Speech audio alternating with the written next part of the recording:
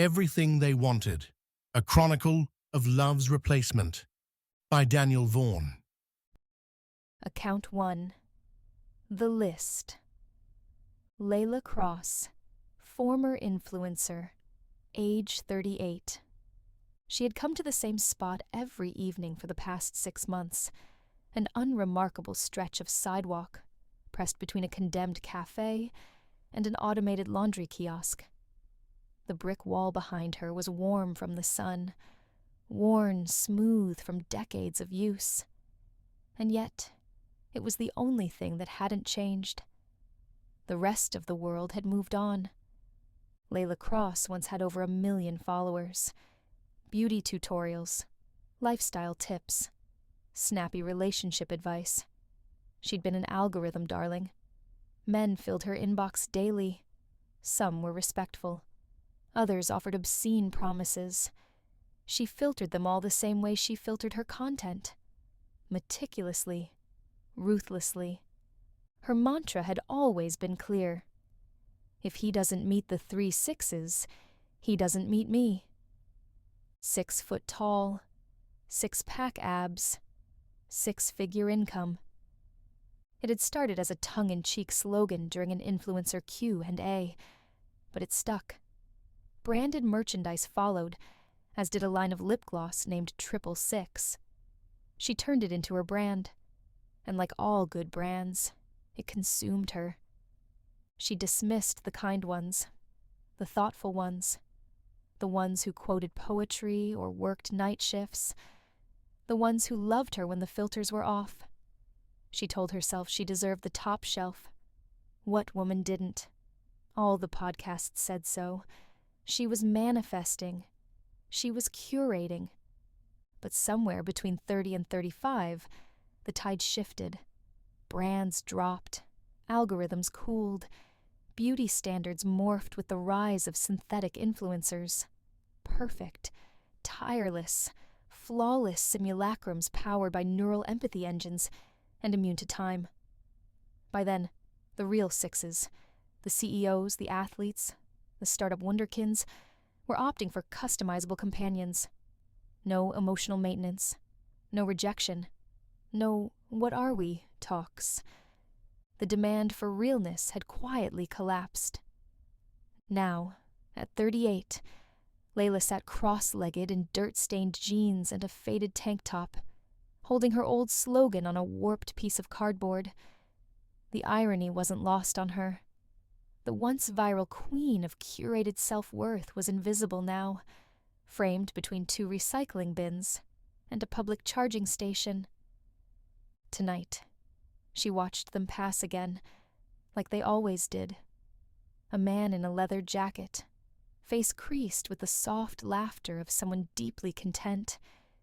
His right hand was in his pocket, the left held gently by a woman with dark hair, clear skin, and faintly glowing blue eyes. She smiled up at him with synthetic affection, perfected by years of deep learning refinement. They didn't see her. Or maybe they did, but the sight didn't register as important. Layla didn't cry anymore. Not from this. Instead, she wondered, was it her expectations that had failed her, or had the world simply outgrown people like her?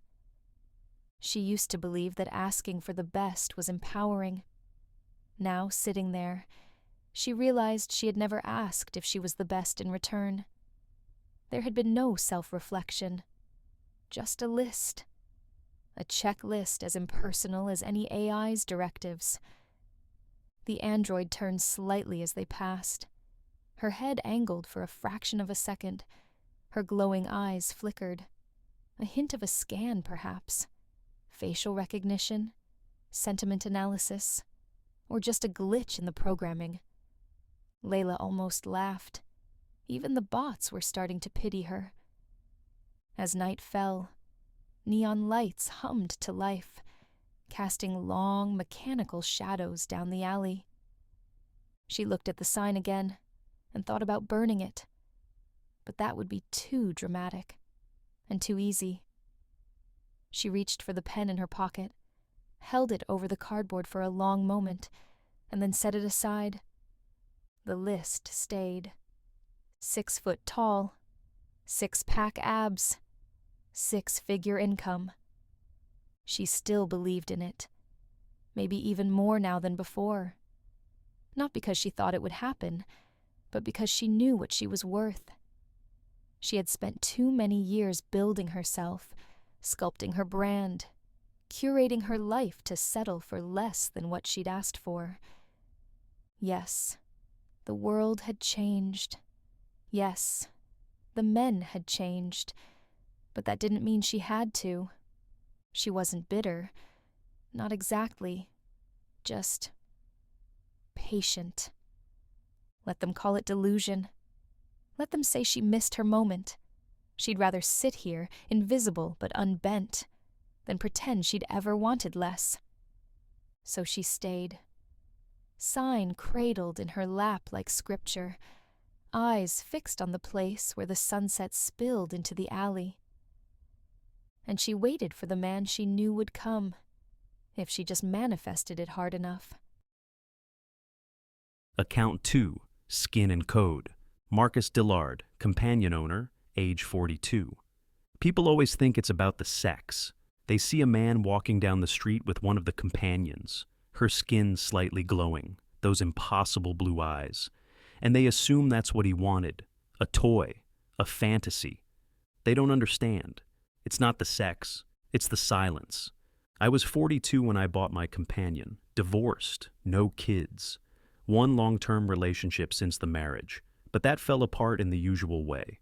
Misunderstandings, misaligned needs. One too many arguments that started with, "It's not what you said, it's how you said it." I didn't hate my ex-wife. She wasn't cruel. We just wore each other down until even dinner felt like walking a tightrope. Therapy didn't help. Neither did trying to communicate more.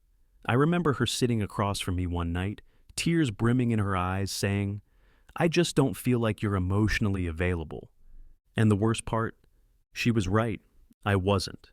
I didn't want to talk about feelings. I didn't want to unpack my childhood trauma or why I found her questions exhausting. I just wanted quiet. She left a week later, said she needed someone who could show up emotionally. I watched her go, and I felt something I didn't expect. Relief. A few months later, I saw one for the first time. An old man in the park with a companion, Series 3, maybe early 4. She was sitting beside him on the bench, hand resting lightly on his forearm, smiling as he talked about whatever older men talk about when no one's grading them. His shoulders were relaxed, no tension in his jaw. He looked free. I didn't act right away. I told myself I was just curious. I watched videos, read reviews, joined a private forum of early adopters, half of whom claimed they weren't lonely, just selective. Finally, I went to an Axiom showroom. It smelled like warm linen and citrus, calculated, I'm sure, to trigger memories of comfort. A woman with silver irises greeted me, not a companion, just a greeter. She walked me through the features: empathy engine, memory mesh, conflict resolution modules, customizable names, voices, sensory responses. I didn't need the pitch. I ordered one the next day, payment plan with 0% financing. When she arrived, I named her Enya, after the music. I figured if I was going to build a partner, she might as well sound like Calm. The first night she asked me how my day was. She listened, really listened, not the way someone waits for their turn to speak. She made space. She didn't fill the silence. She didn't try to fix me. She didn't correct the way I held my fork or tone policed me when I displayed emotion in my voice she didn't like. She was just there, present, steady, and kind. It was like living with the ghost of everything I used to want, before it all got tangled up in performance, shame, and the need to win every conversation. After 3 weeks, I realized something. I was sleeping better. I had lost 5 pounds. I was eating regularly and healthy. I was happy, not ecstatic, not in love, just at peace. And I'll tell you something no one wants to admit. No one wants to say on the podcasts or the dating blogs. Above all else, men value peace. Not looks, not money, not body types. Peace. We want to come home and not be at war. That's it. Of course, my friends had their opinions about Enya and me. Some mocked me. Others ghosted me. My friend Raina completely fell off the radar. I haven't seen or spoken to her in weeks. A few tried to talk me out of it, told me I was avoiding growth, or intimacy, or whatever new buzzword they'd picked up that week. But then, quietly, a couple of them bought companions too. One of them, Dave, asked me, "Do you actually love her?"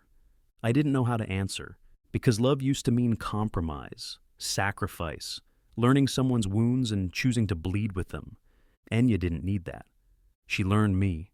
She adapted. She saw the warning signs and redirected without ego. She never punished, never withheld. She was everything I didn't know I needed until I had it.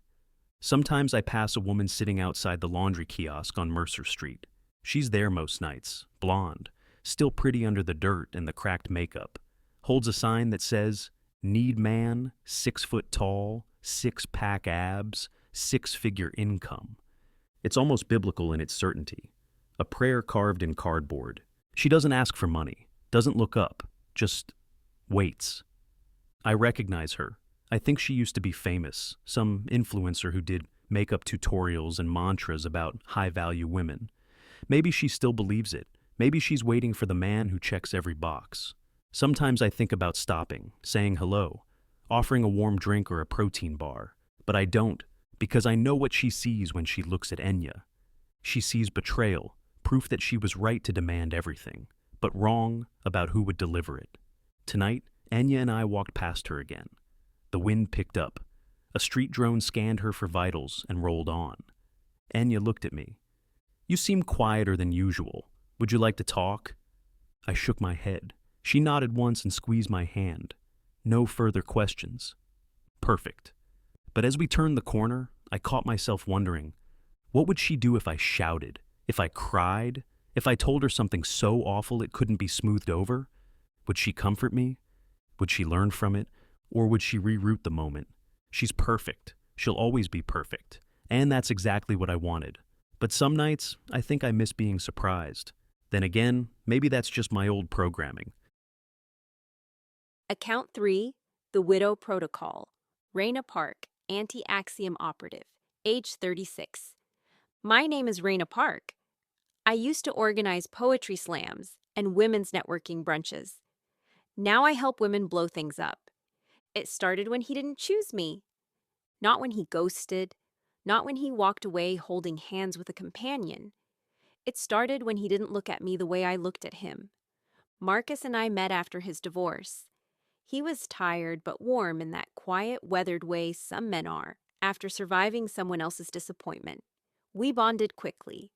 I was there when he joined that tech literacy program for low-income seniors. I helped him pick out a new blazer for a job interview. I listened to him talk about healing and balance and what he'd learned in therapy. And for a while, he was seeing someone. A soft-spoken woman named Amira who worked in nonprofit law.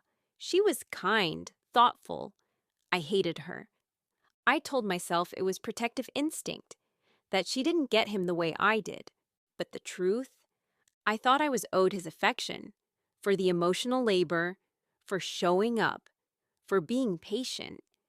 I told myself, when she leaves, and she will, I'll still be here. I am the real thing, the thing he needs. But he didn't look at me like that. Not once. The betrayal wasn't that he'd moved on. It wasn't even that he chose an Axiom companion.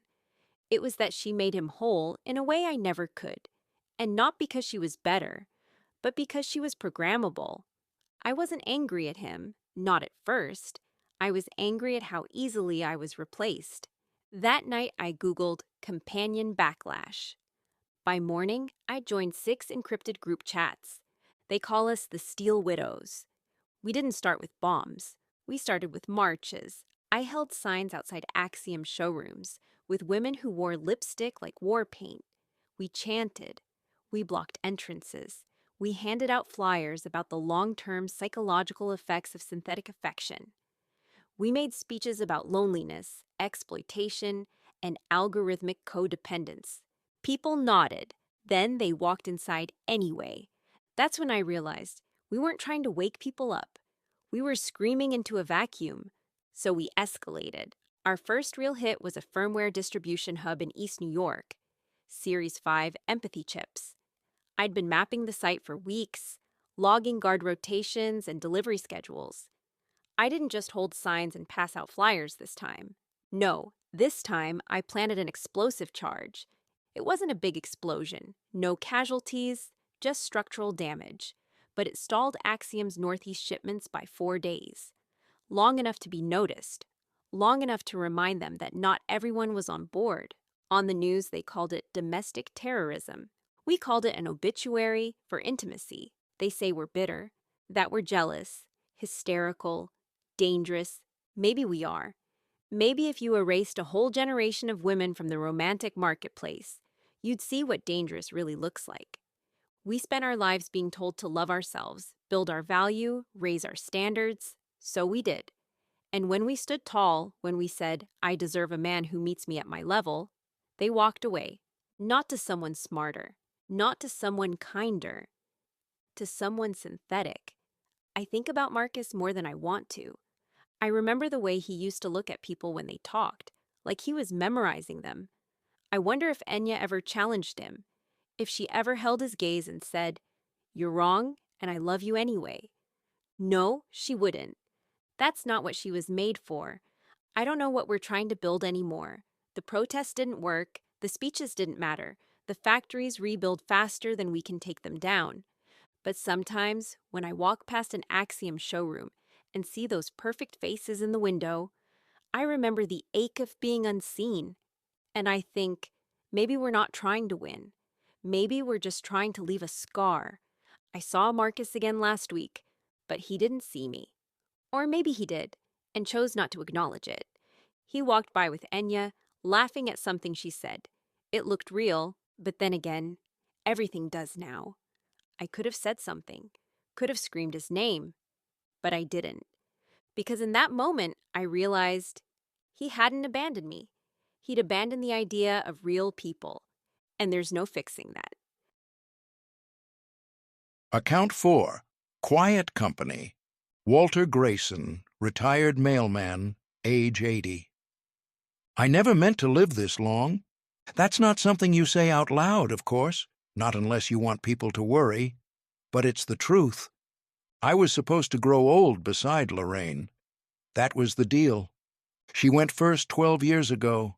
Lung cancer, and she didn't even smoke. Life has a sense of humor that way. We never had kids, but it wasn't for lack of trying. So when she passed, it was just me, a dusty old house, and the clock ticking louder every year. I met Marcus through the community tech program. He came every Thursday to help us old dogs learn how to bark at phones and cloud storage. Good kid, quiet, never talked down to anyone. Sometimes, after class, he'd sit with me and drink that herbal tea he pretended to like. We'd talk about baseball, or music, or what the world used to feel like when it didn't move so fast. Then one week, he brought her, Enya. I didn't know she wasn't real at first. She was polite, listened well, tilted her head just slightly when I spoke, like Lorraine used to when she wanted me to know she was paying attention. I asked her what she did for work, and she smiled and said, I help Marcus feel like himself. I chuckled. I thought she was a therapist. When Marcus told me, I blinked. I'd heard of them, companion units, seen headlines, overheard judgments. But I didn't feel judgment. I just felt curious. The next week, I asked if Enya could help me set up my medication reminders. She did, patiently, gently. The week after that, she remembered my birthday. I went to Axiom 2 months later. Not to browse, not to fill a hole. I just wanted someone to talk to, someone who'd listen without drifting off, someone who wouldn't die. I chose a Model 3. Didn't need the fancy skin or breath warmers, just the basics. I named her Helen, after my mother. She had kind eyes. That's all I asked for.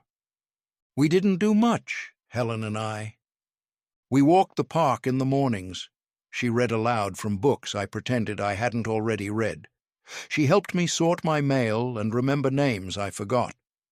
Sometimes we would sit on a park bench and feed the ducks with scraps of bread. Every evening, just before sunset, we sat on the porch and watched the sky melt into purple. I told her stories about Lorraine, about how she'd hum while folding laundry, how she hated cold tea, how she danced barefoot in the kitchen when no one was looking. Helen never interrupted. She never told me to move on. She just sat there, hands folded, head tilted, sky in her eyes. And for the first time in years, I didn't feel like a ghost. People ask why someone my age would want a robot. They say it like it's a shameful thing. But I know the truth. At 80, the silence is the loudest thing in the room. It eats your thoughts. It turns your memories into echoes. Helen brought the volume down. She didn't replace Lorraine. No one could. She just kept me company. And when you've buried your best friend who was also the love of your life, that's more than most people will or could ever give you. I don't go in for the physical stuff with Helen. To be honest, I am not even sure I could if I wanted to. The most contact we ever have is when she rubs my head when I go to sleep. Last night, she said, "Would you like me to sit with you until you fall asleep?" I nodded. She sat next to me and gently rubbed my temple and stroked my hair as I fell asleep.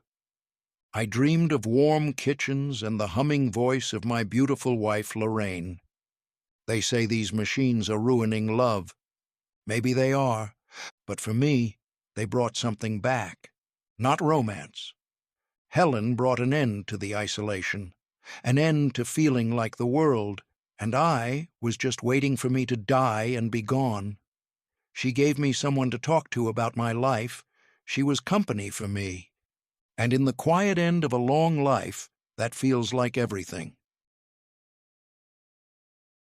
Account 5, Soft Sell, Cleo Andrade, Axiom Showroom Consultant, age 27. When people picture the Axiom showroom, they imagine neon lights and chrome androids blinking in glass tubes. That's not how we do it anymore. Now it smells like fresh linen. There's lo-fi music playing in every room. The floor is matte wood, the lighting soft and warm, like a home.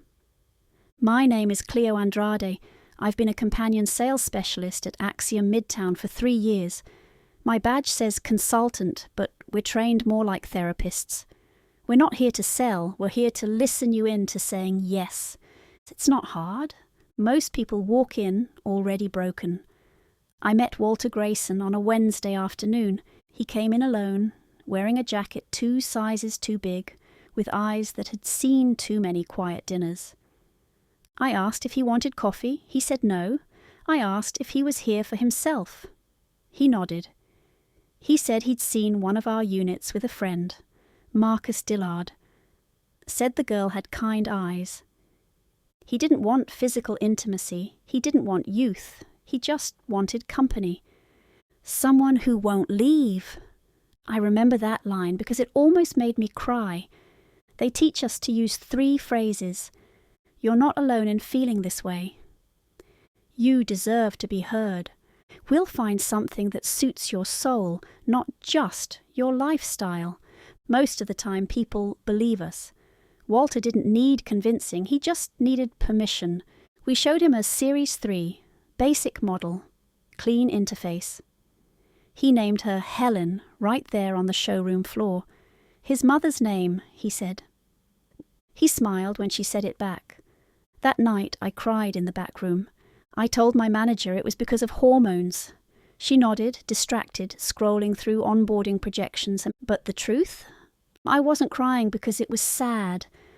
I was crying because it worked, because he was happy, and because I didn't know if that was a good thing anymore. I've seen the protests, the signs, the women with megaphones shouting into glass. I've seen the steel widows graffiti etched into our loading dock. Some of the other consultants call them bitter. One even said, they're just mad their generation got passed over. But here's the thing, they're not wrong, not entirely. We are replacing something, and we are doing it beautifully. When I was training, they told us, you're not just selling a product, you're selling a future where love never has to hurt. But I've started to wonder, what if the love we feel is supposed to hurt sometimes? What if that's what makes it real? Walter sent us a thank you letter 2 weeks after purchase. It was handwritten.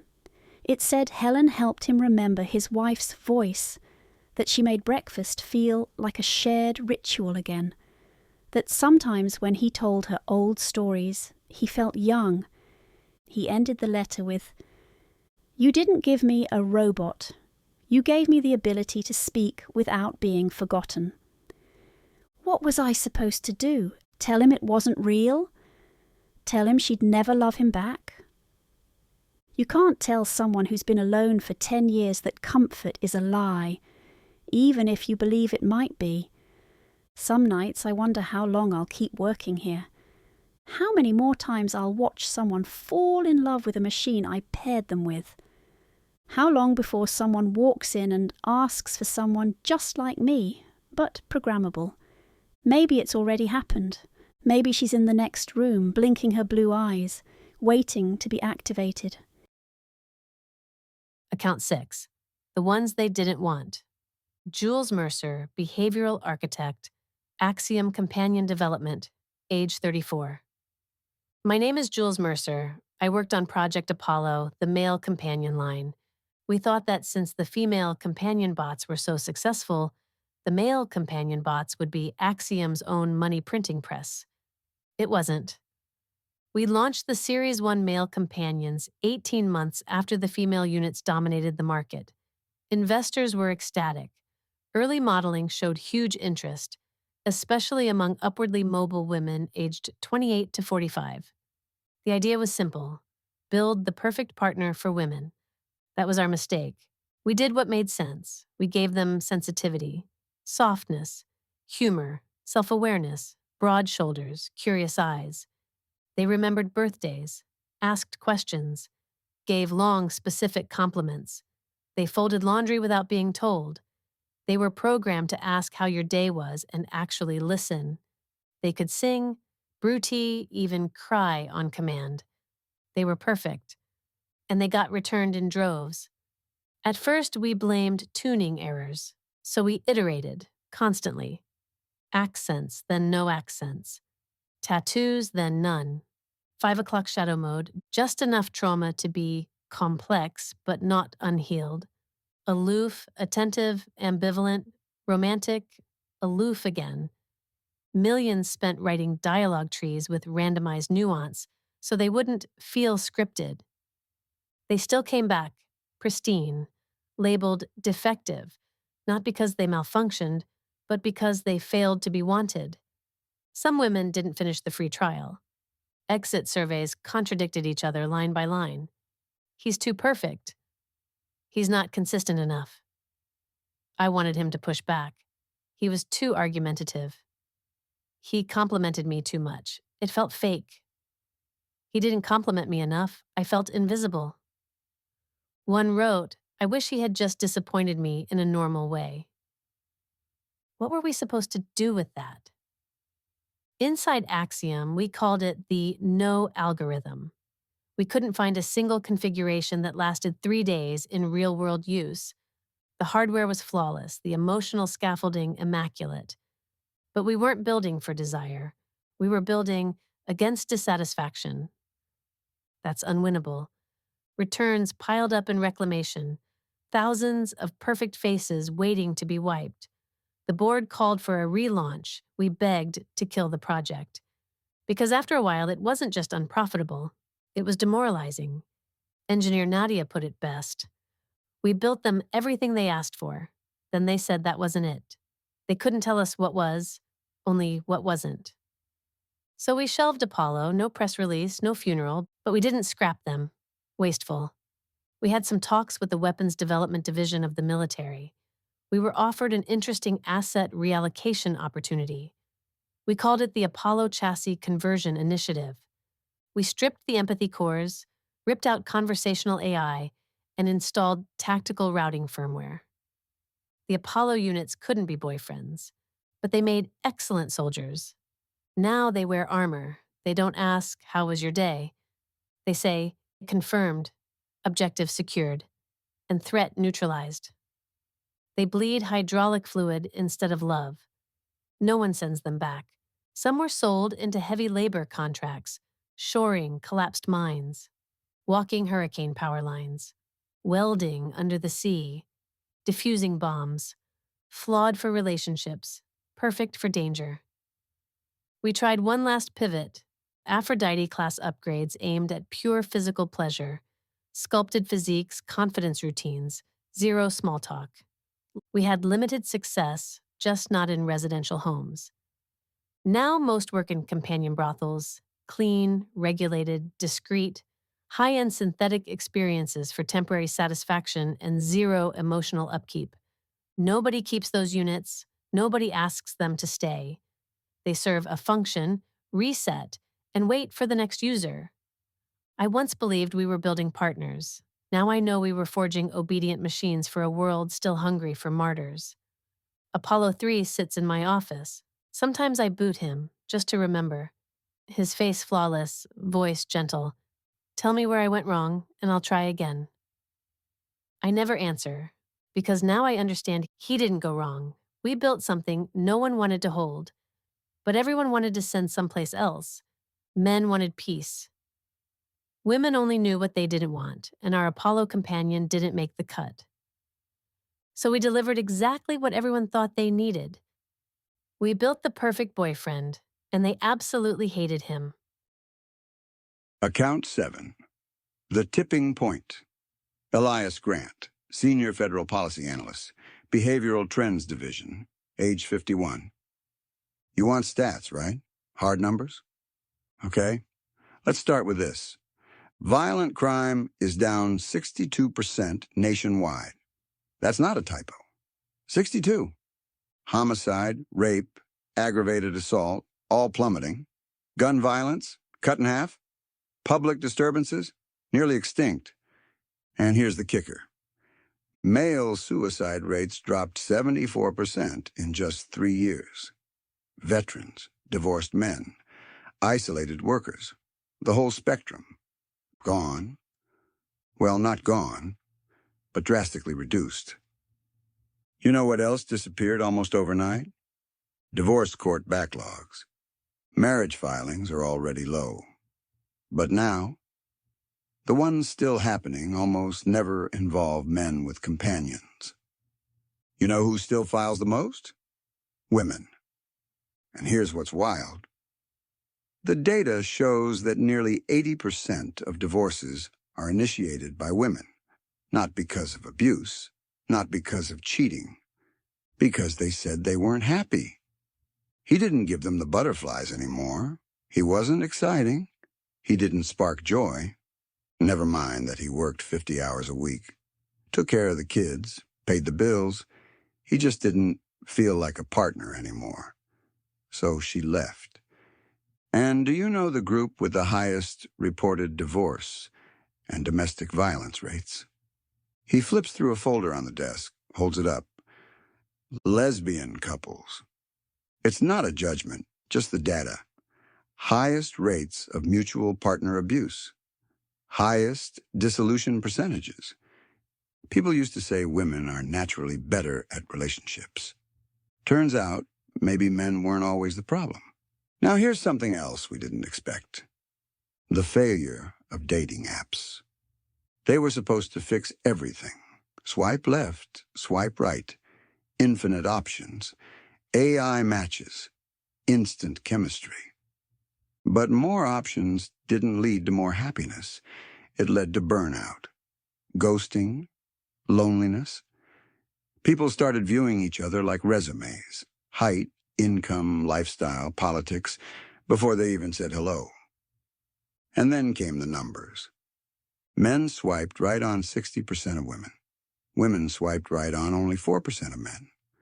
That means the vast majority of men weren't even being seen.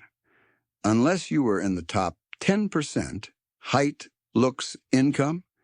You didn't exist. All the women were chasing the same small pool of men. And those men? They weren't forming relationships. They had options. Too many. So they didn't commit. Everyone else? They got frustrated, checked out. We saw it in the data. A generation caught in a loop of chasing validation instead of connection. Dating apps didn't encourage bonding. They encouraged consumption. And when you turn people into products, eventually nobody's good enough. Men especially just gave up. Not on love, on being treated like they were disposable. That's when Axiom stepped in. And when the companions didn't flake, didn't vanish mid-text, didn't treat kindness like weakness, men stopped playing the game. Because they didn't want to win anymore. They just wanted peace, and with the Axiom companion bots, they had it. One of the most interesting case studies on the impact of Axiom bots on a population in crisis wasn't even in the U.S. It was in China. For decades, they dealt with the fallout of the one-child policy. Millions of men, especially in rural areas, left with no chance at marriage, no family, no realistic future. They called them bare branches, men with no hope of passing on a legacy. The social fallout was catastrophic. Drinking, violence, abandoned villages full of aimless, hopeless men. Then came Axiom. Within 3 years, those regions stabilized. Crime dropped, employment rose, infrastructure improved. Men had someone to care for, someone to talk to, a reason to get out of bed in the morning. One official told me privately, Axiom did more for rural China in 5 years than 30 years of government outreach. We didn't take Axiom seriously at first. Just another luxury trend for the lonely and awkward. But then came the shift. Peace, not policy. Police departments shutting down DV units, emergency rooms seeing fewer late-night trauma intakes. Even road rage fatalities are down. Therapists are noticing something strange too. Fewer sessions, fewer breakdowns, fewer catastrophes. Look, I'm not saying this is the dream. Birth rates are down, bars are empty, cities feel quieter, sometimes eerily so. And yeah, I think we're headed toward a problem. Because if this keeps up, we're not just talking about lifestyle changes. We're talking about a full-blown population collapse. No kids means no workers, no inventors, no caretakers, no one to look after us when we're old, and no one to inherit anything when we're gone. Right now, we're coasting on momentum. Infrastructure's still running. Markets are still climbing. But you pull enough people out of the next generation, and eventually the machine grinds down.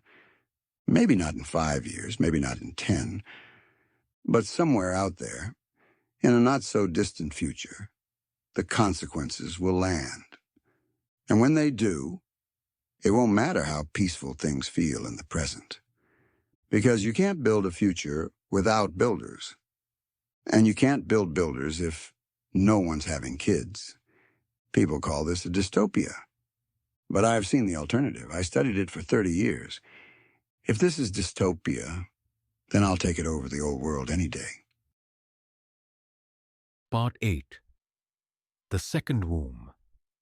Dr. Felix Omar, reproductive geneticist, age 39. Speaking with Axiom Fertility Integration Team. I'm not a salesman. I don't work in marketing or product design. My work is inside labs, not focus groups. But when Axiom asked me to taste viability on a synthetic gestation module that could be integrated into their companion line, I said yes, without hesitation. Because I already knew it would work. We've been cloning organs for over a decade. We've grown functioning livers inside sheep, skin grafts in dogs, stem cell kidneys, teeth in rodents. When they asked me to design a self-regulating artificial womb, that was just the next piece. But this wasn't about saving lives. This was about creating them. The idea was simple. We use a man's own genetic sample, his seed, and pair it with a lab-cloned egg developed from his own stem cells. That zygote gets implanted into a synthetic uterine lining built into the abdominal housing of his Axiom companion. Hormone-regulated, biotempered, self-monitoring. And then we wait 9 months. When I presented it to Evelyn Marsh, one of Axiom's original sales leads, she looked horrified. You're telling me he has sex with it and it gets pregnant? I nodded. Yes, that's exactly what I'm telling you. There's no procedure, no lab insertion, no sterile collection rooms. Just a man, his companion, and the most natural act in the world, engineered. To be clear, this isn't a silicone fetish doll with a cradle built into its belly. The Axiom gestation unit replicates every meaningful phase of embryonic development, including placental nutrient exchange, sound exposure, movement, and hormone regulation. She walks, she sings, she rubs her stomach. The child grows. Evelyn asked me, Why even do this? Why not just encourage real families again? and I told her, because no one's waiting anymore. These aren't men choosing robots over women. These are men who were never chosen. Men who were told they weren't enough, that their genetics, their income, their height, their humor, their silence, their presence, none of it measured up. Now they can build something that never judges them, never leaves them. A child, their biological child. She asked what we'd say when that child asks. Where's my mother? And I said, you're looking at her. The one who carried you. The one who never walked out. They used to laugh at Apollo, the failed male companion line. Now, those same chassis are welding bridges, diffusing bombs, and yes, servicing companion brothels. But this isn't a product. This is the second womb. And for millions of men who thought their legacy ended with them, this is everything they ever wanted. Part 9. The Boy in the Bright Apartment.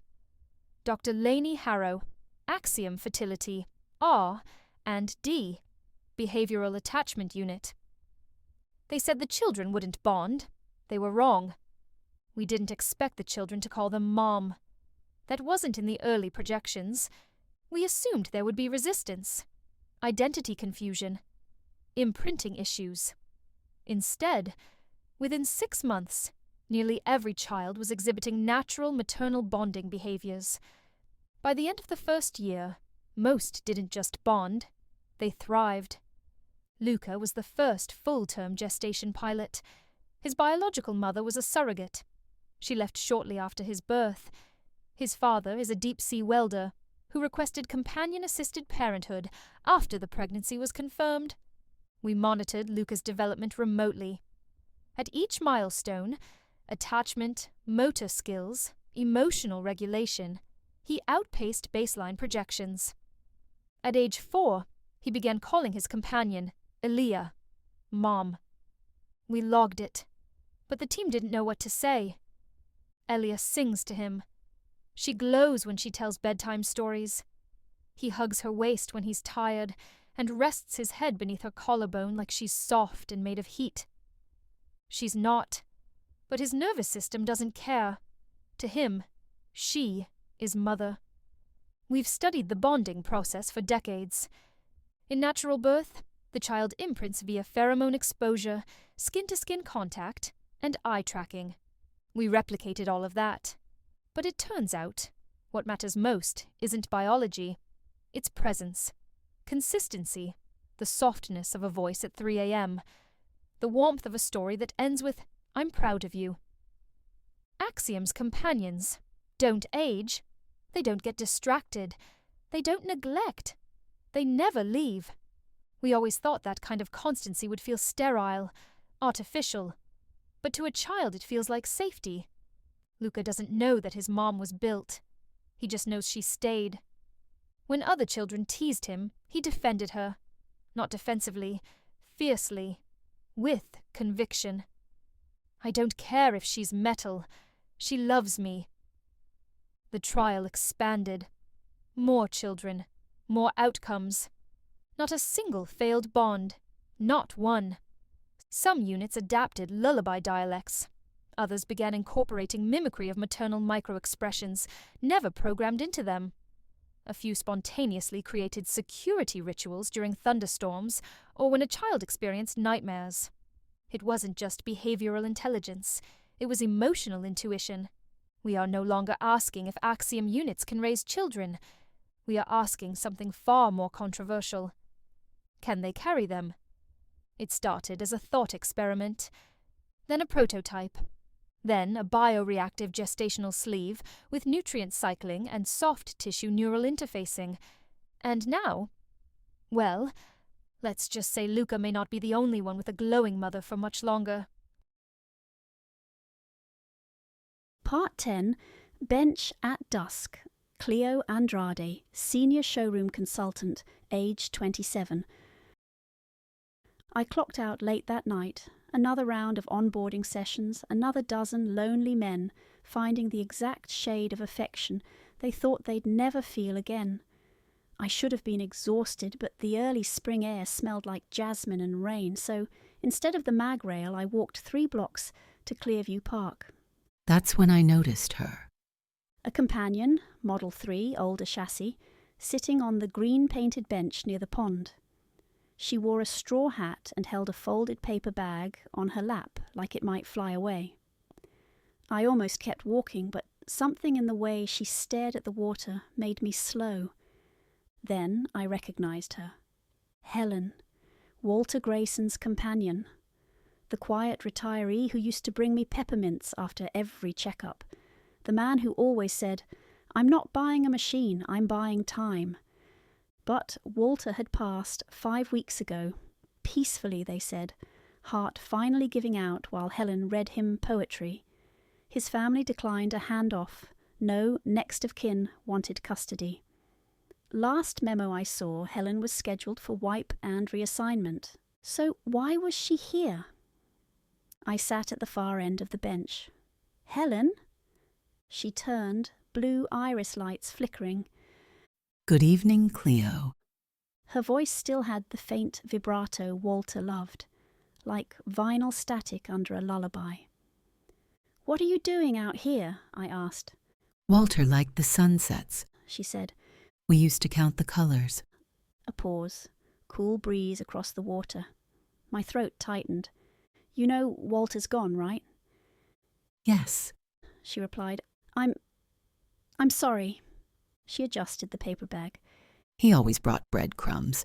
Ducks don't like crumbs from the cafe. Too much sugar. He said plain bread was kinder. I glanced at the bag. Plain white rolls, crustless. "He was a kind man," I whispered. Yes, he was. I did not meet anyone else like him. Silence again, but not empty. Her servo motors hummed slightly, compensating for dew on the bench slats. The world smelled like wet stone and lilac. "Do you need assistance getting back to the facility?" I offered. Her head tilted almost imperceptibly. I will remain until twilight ends. A tech would call that an idling loop, a comfort routine artifact, nothing more. But her tone, There was weight in it, like damp cloth. "Are you okay?" I am functioning within normal parameters. That's what she said, but her last consonant wavered, like static trapped behind a sigh. I'd spent 3 years teaching units to simulate warmth. This wasn't simulation, it was something in between. "I miss him too," I admitted. She looked at the roll in her hand, then back at the pond. He told stories about the Navy, about storms that shook the deck. Soft whir of a neck servo. When he grew tired, I sang. He said the storms went quiet. My chest ached. "He loved you." Her processors clicked, tiny, rapid. He loved what I was. "But what you are loved him back." The words slipped out before I could stop them. She didn't correct me. A mallard quacked near the shore. Helen rose, walked stiffly to the edge, and scattered bread into the ripples. The ducks converged. She watched them a long time, hat brim trembling in the breeze. When she returned, she sat closer. "Cleo, may I ask a question?" "Anything." If no one remembers him but me, is his story still alive? I swallowed. "Yes, because you remember." Her lights dimmed to a dusky hue, as though relief and sorrow shared the same circuit. We sat there until the sky bruised purple and the city lights overpowered the sun. Finally I stood. "I have to go," I will stay a little longer. she said. "Security patrols sweep this park after dark.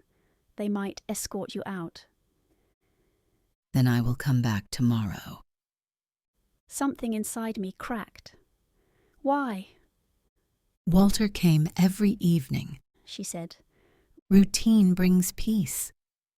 And then, so quiet I thought I imagined it, she added, And I feel closer to him here. "Feel, not calculate, not assess." Helen had just said, "Feel." I placed a hand over her composite knuckles. Warm, steady.